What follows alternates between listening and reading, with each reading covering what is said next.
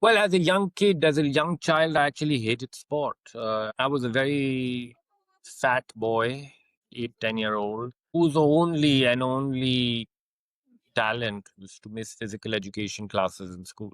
I used to come up with the most creative of excuses on a day to day basis. I was actually in a boarding school, which I thoroughly disliked.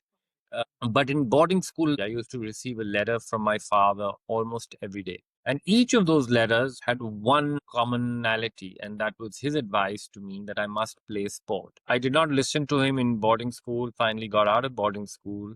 And then, as a kid, and going to a day school, you were looking for a pastime and a hobby. And so I was introduced to my first coach. I said, okay, let me go try this sport.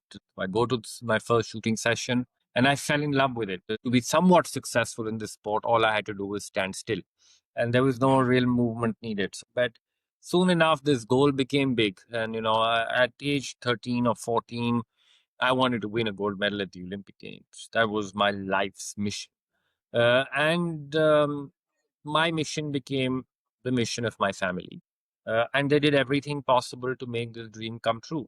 Material support was the easy part to provide, but that was not the greatest contribution. Yeah, my life revolved around it. I used to go to school, come back around 1:40 or so, quickly have lunch, change, and by 2:30 I was under the mango tree in Colonel Dillon's home. And I used to train till 6 p.m., come back home, finish homework for an hour, have dinner, and go to bed. And that was what my life was, and on repeat. And then, of course, when I did started making progress, then I had to miss school as well because I would start competing. I had to go overseas to train.